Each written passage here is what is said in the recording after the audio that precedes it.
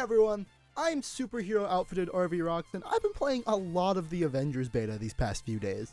To give a little bit of context, I am a huge MCU and comics shill, but I didn't think this game was going to be any good. I can be quoted at last year's E3 as saying, "When they finally showed the Avengers game, something about the character models, the voice actors, and what they promised of gameplay all scared me. 5 characters, always online, and a post-release content roadmap that is coming out for free? I couldn't help but feel disappointed, and I still think it's just going to be Anthem with a Marvel skin." And that mentality hadn't really changed since then. Up until this beta coming out, I was so sure that it was going to be such a train wreck of a game. Another Battlefront 2, broken progression carried by semi-promising gameplay and brand power alone.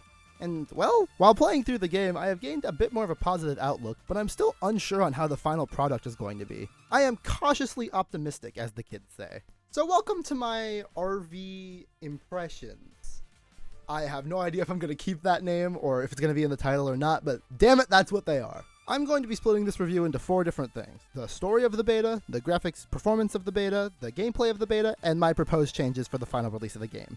Also, a short disclaimer before I break into it: I have decided to partake in this game on the PS4 Pro, meaning I can enjoy the full console experience. I will be 100% honest, there are 2 main reasons for this decision. For one, the PlayStation folk got a free open beta before the other platforms did, which means I can make this video in time for all of you to watch it, and if I somehow encouraged you to play the game, then you can go participate in the next open beta, which is on all platforms, Xbox, PC, and PS4.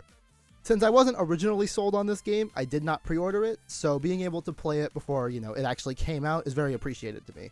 And secondly, the elephant in the room, Spider-Man, which, if you don't know, I am a huge Spider-Man fan, and he's going to be an exclusive character on the PlayStation 4 version of the game. And frankly, I really hate DLC exclusives for multi-platform games, because nothing is more annoying than not being able to enjoy the full game because you decided 6 years ago that a PC is a more practical platform for the long run.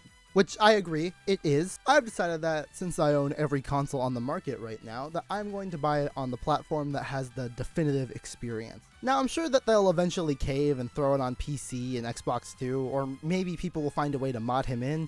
But if I'm honest, I'd really prefer this game on PC at this point. There's some foreshadowing on the performance section of this video, but frankly, it is what it is. I want the full experience of the game, and well, if it's on PS4, then I guess that's where I'm buying. You people who want to boycott on PC and Xbox though, please do your thing. Console exclusives like this are so ass. I waited 6 months for Monster Hunter Iceborne, and even more for LEGO DLC characters, so I really feel your pain. Anyways, on to what I originally promised in the beginning of this video.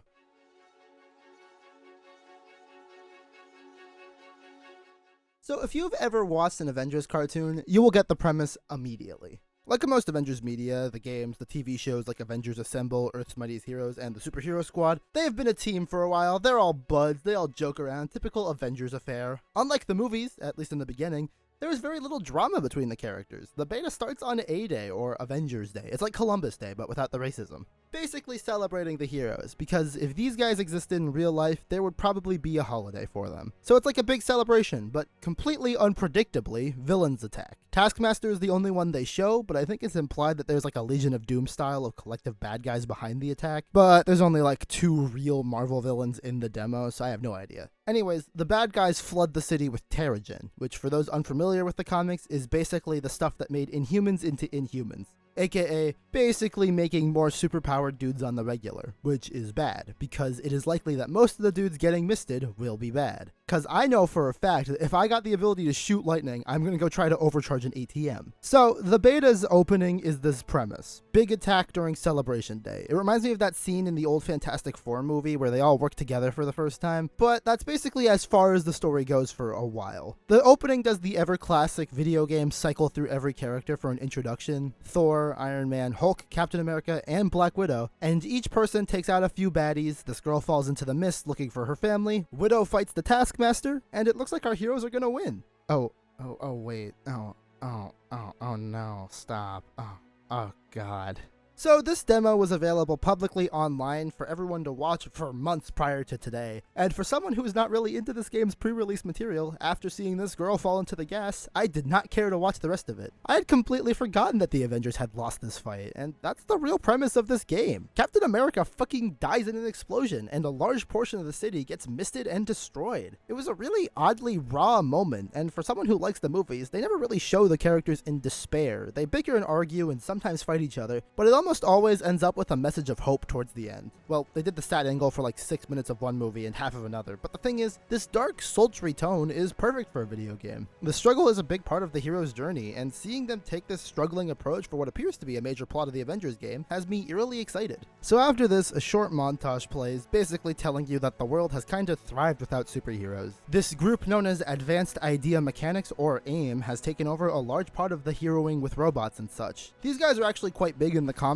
but in the movies they always kind of took a backseat to Hydra. Tony Stark, Natasha Romanoff, Bruce Banner, and Thor all have parted ways after Captain America's death. After this montage, the beta plops you down with Bruce Banner and the girl who got misted earlier going to restore one of the old Avengers bases, as well as reactivating Tony Stark's AI companion, Jarvis. AIM has turned this old base into like one of their protection zones, and well, the demo doesn't show you this, but other trailers and general comic knowledge give you enough information to fill in the blanks here. This girl I mentioned a few times earlier, and the only reason I ever looked at this game past its E3 presentation, is named Kamala Khan. She is a Pakistani American, and in the comics, she is absolutely obsessed with superhero culture and specifically Captain Marvel, or Carol Danvers, who was Miss Marvel, but got promoted to Captain along the way. She can stretch really big, and she eventually took the moniker of Miss Marvel and became an Avenger. She's one of the relatively small amount of those new age diverse characters who actually turned out to be a really strong and good character, like Miles Morales, except I would say she kind of overtakes Carol Danvers in terms of popularity. This is where my first gripe with the game's plot comes into play though. Kamala is largely characterized by two things in the comics: her connection to her family and friends in Jersey, and her connection to Captain Marvel. And while I think it's possible that there is a secret seventh character that will be unveiled in the middle of the plotline of the game has been so open with its marketing and character choices that I highly doubt that they will wait till post-launch to announce Captain Marvel is a character in the game. But it seems like they have pivoted Kamala's character to be more obsessed with superheroes as a whole than just Danvers in particular. But I feel like not having Captain Marvel around makes having Kamala as the central character of this story weird. Also, the other main connection Kamala has, her family, is likely not going to have a large presence in this, due to her, well, not being with them in the beta. Maybe things will surprise me, but I'm not sure. So, Kamala and Bruce walk for a bit, but are quickly intercepted by AIM, and the Hulk transforms to show them what's what. From this point on, it's a lot of banter between Kamala and the weirdly sexy, bearded, scarred Hulk, until they get into the place. You fight a lot of dudes, and then you take over the base, only for the Abomination to show up, leading to this epic scene. What you got there, Cricket? Why don't you let me have that? I don't think so. Disappointing. You fight, Hulk literally kills the Abomination, and like, I know that killing isn't necessarily off the table for most of the Avengers, but it's once again like an oddly raw and vicious scene for characters that are mostly funny haha in the mainstream media. Anyways, Kamala and Bruce get the old base functioning again with the help of Jarvis and have some character interactions. Kamala sees some of the power removal of other Inhumans like her and gets angsty and upset, once again playing up that darker tone that the story seems to be going for. But at one point she says this. Now look at me. I'm a freak. This is my second gripe with the story of this game. I feel like the Kamala I have come to know through the comics loves her powers, loves being a part of the team. Even if it stresses her out, she's grateful for the opportunity. Clearly they are trying to angle her character to be more dramatic, and I don't know if I love it, but it's definitely a different take on the character than the one I've become accustomed to. But again, I'm not against it. Anyways, Kamala and Bruce have to do some work for S.H.I.E.L.D. to re-up one of their outposts for Commander Maria Hill, who has taken over in Nick Fury's absence. This part of the story takes a more open approach to storytelling, meaning that it's mostly dialogue over gameplay than an actual cinematic experience, but it ends with us finding a tape from Nick Fury. And let me tell you, going into this portion, I was really curious if it was going to be classic white Nick Fury with the weird hair, or the traditional much beloved black Nick Fury that Samuel L. Jackson inspired and plays, and imagine my face when it was a mix of the two designs. While they did not confirm where Fury was, he gives them the means to help rebuild, and the mission's over. Kamala goes into VR and is Iron Man for a bit, then the game transitions to the assumedly open nature that most of the game is going to take place in. Basically, the part of the beta where it's like, alright, go actually play online missions. All in all, I'm really excited to play through this story, assuming it's long enough to sufficiently satisfy me, and it's not annoying to play through all the side missions. I really enjoyed what the story has told me so far. I enjoy the takes on the characters being different enough from the movie versions to feel fresh, and I definitely enjoy that they are framing a lot of the story around one of my favorite characters in the Marvel Universe, Kamala Khan. And overall, my gripes feel relatively small in comparison to the overwhelming amount of things I really enjoyed about the story. I hope that the tension and drama play a key role in the rest of the story, especially with the obviously not fake out death of Captain America, who they programmed a whole moveset for. I'm excited to see where this goes.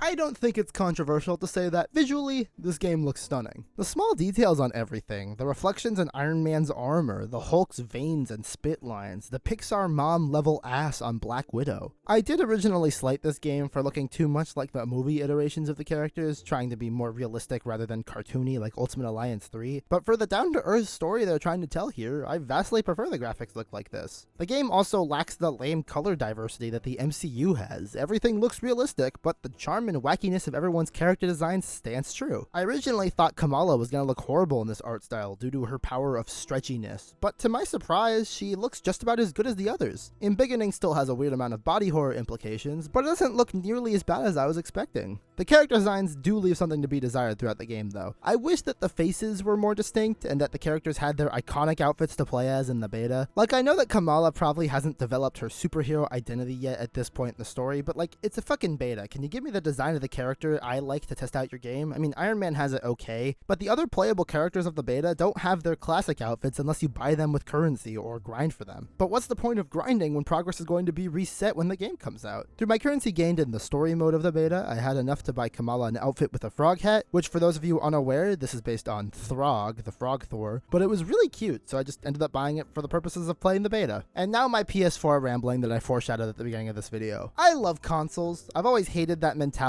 that PC is so much better because it has more horsepower, because, you know, while it is true, that shit's expensive, yo. I got like one of those top of the line machines, built it myself, but it collectively cost me over $1,000. I don't regret doing this, but growing up I was much less well off, so I see the value of consoles, but holy shit does Avengers run like ass. Okay, that's not really fair. When I first boot up the game, I had the choice between resolution and frame rate. On the Pro consoles like the PS4 Pro and Xbox One X, games do this all the time, but usually the choice matters. Avengers is graphically gorgeous at times, but unless in the harm room simulations, the game frequently drops frames left and right. Like, it'd be excusable if it was going from like 60 FPS to 40 in more intense areas, but it feels like it's going from 60 to 10 depending on the map, in high performance mode. And considering it looks like most of the game is going to be these larger open areas, I am scared for how well the final game is going to perform on consoles. Even more so that the game will supposedly be best on PS4. I have a PS4 Pro. I should feasibly be able to run this game at 60 FPS, or at least to maintain a consistent 30 when other games have done so much better. It's rough to say the least, and out of everything, this is what I hope they fix when the game comes out of beta.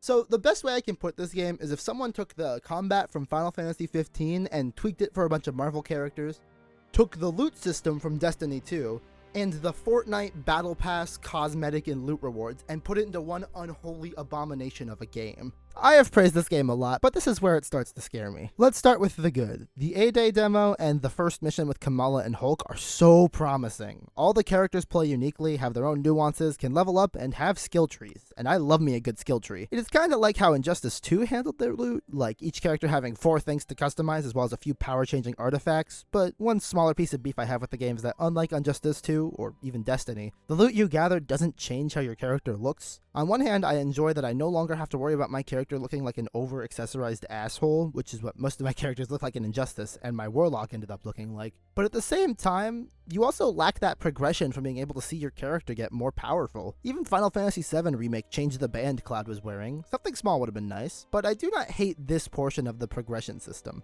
Then you look at the other part of character progression. Each character has a Fortnite Battle Pass attached to them too, and this does not fill up with your character's level, like Fortnite. This fills up with challenges. weekly and daily challenges per character. I don't like this. Most of the times, I prefer a game where I can play it and be done with it. However, it is shaping up to be one of those live online experiences. So if I want to get the funny Joe Fix-It costume for the Hulk, then I'm going to have to do daily challenges, like use this move so many times on this many enemies in order to progress the system. With a game like Fortnite or even Destiny, this model really works because the game isn't strictly shaped around fighting AI. The game is made so that each run of Battle Royale or Crucible is different. If I'm supposed to get 30 headshots so I can get an exotic, then I can load up and enjoy the game for what it is, and still get it done. But from what I have seen of Avengers, if I need to take down 40 of this enemy with this one attack, then it's probably best for me to run that one mission that has a ton of that enemy over and over again. Also, Fortnite and Destiny both lack traditional RPG style leveling. If stats go up every time my Thor levels up, I should be able to unlock new shit with it, rather than having two separate grinds. Granted, in the full game, it's possible they could have procedurally generated missions, meaning that each mission is played different. But it's much more safe to say that in a game where your primary objective is against other players, that it won't get as stale as quickly. Motherfucker, this game's making me praise Destiny. Maybe my fears are unwarranted, but in a game shaped around beat-em-up action, I feel like this progression system might wear thin on most players. Time will tell, but you can already see the cracks of the system online. Speaking of the online, maybe it's just because it's in beta and everyone on PS4 probably got their fill by the time my cheap ass made it to the waters. It was nigh impossible to match with other players, and even when I did, I went to start the game and it just wouldn't start. The timer would start over after it got to 0. Why not make it like most games where you can host a lobby or join a lobby, and make it so host can say when they're going? This system seems needlessly limiting, and from my few experiences playing with other players, since the game wants you to explore together, playing with randoms is very difficult because there was little coordination between us to explore in these open areas. And you could say, RV, play with friends, that way you can coordinate. And well, yeah, I guess, but how am I supposed to convince anyone in my group to play Marvel's Anthem with me when all of them already have 9-to-5 jobs playing Warframe and Destiny? Two games that also require tons of grinding and online time, but seem to have it way better thought out than Avengers. Which is bad, because it seems like this game is going to require a squad to get the most out of it. Earlier I mentioned how there was 3 missions in the story of the demo. A-Day, Kamala and Bruce find Jarvis, and Kamala and Bruce find Nick Fury. Well, the first 2 missions are these carefully crafted cinematic level designs that have you switch between characters, and cutscenes that blend fluidly into gameplay, as well as enemies placed to teach you the mechanics of the game. However, that last one, and most of the optional non-story based online missions that the beta has, follow a different formula. This formula is to have a large, open level with tons of optional chests to find, an objective that requires beating waves and waves of baddies, and unlike the other levels, it highly implies that you should play this online. I chose not to play it online, for the reasons stated earlier, but the AI teammates are derpy as hell, and it just kinda runs 2 feet behind you until it sees enemies. It does the typical in-game cutscene thing where it either just talks over the gameplay or zooms in on the in-game model and does bad lip flap, and as stated earlier, it absolutely fucks performance! My worry is that Kamala and Bruce go to White Castle seems to be the format that most of the game will take place in, being able to invite buddies and tackle shield bunkers online, stuff like that. But it's not nearly as strong or tight-knit as the earlier gameplay was. It makes me hope that most of the game is good single player, but based on the progression and how much Marvel seems to really want you to tackle those war tables and harm room challenges, I doubt it. Notice how little I had to say about the base combat there. The moment-to-moment gameplay is fun. I'd wager to say really fun, but the larger progression systems in play here scare me. Everything that's good is, well, just good. Very little is truly great, but everything that's bad or has negative implications screams at you over the good stuff. It's scary, bro.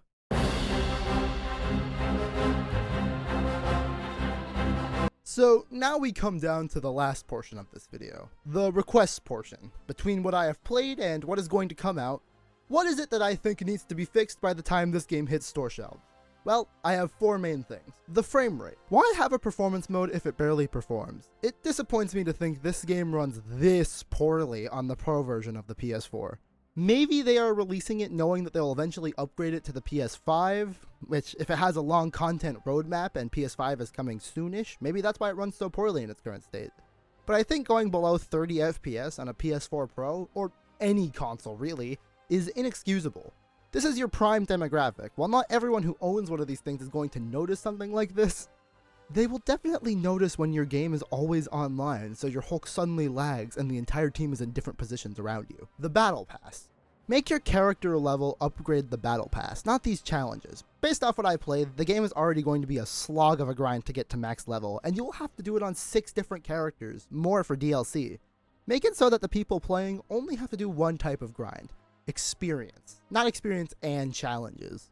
The single player. Make it so playing by yourself doesn't make you have a more hollow experience. The moment-to-moment gameplay is really tight, but make it so it's not hilariously obvious that your teammates are dumb as rocks when they are controlled by the computer. Or give you the option to forego online entirely, playing the game entirely by yourself with one hero. And lastly, the story. This is a far-fetched one, particularly at this point in development, so let's just call it a wish. I sincerely hope that this game's story is not bogged down by the stuff that they have online. I hope that much like other popular games, there is some crossover, but you don't need to do like an online-only raid to progress the story. That's all I hope. So, are you sold? Scared? Well, the thing is, this is just the impressions of one passionate Marvel fanboy. And well, if you're a passionate Marvel fanboy as well who wants to see it for yourself, today, Friday, August 21st to August 23rd, the Sunday, there is the last final open beta for all platforms. I might try to actually play some on PC to see if it's a more playable experience. But the ball's in your court now. In a few days, or right now if you've already played it, I want to hear your thoughts. Not everyone's going to be as pessimistic or excitable on certain things as I am, so please let me know your thoughts in the comments or on Twitter at RVRocks. Wherever you want to hit me up, I will respond. Make sure to subscribe and like if you like these game design rants. I have a few more of these things kind of planned. And remember, if nothing else, play the beta to get the Fortnite Hulk hands. I was low-key so excited to see these. Like, I don't play Fortnite often, but I was legitimately so excited to show my girlfriend that I made us stop our date so I could pull out my Switch and show her the Hulk fist pickaxe. I was so excited. I'm sure that everyone had a pair of those Hulk hands when they were younger, so it was like nostalgic as fuck. So now I could like Hulk hands in fucking Fortnite. It's great. Anyways, I have been RVRocks, and thank you so much for watching. See ya!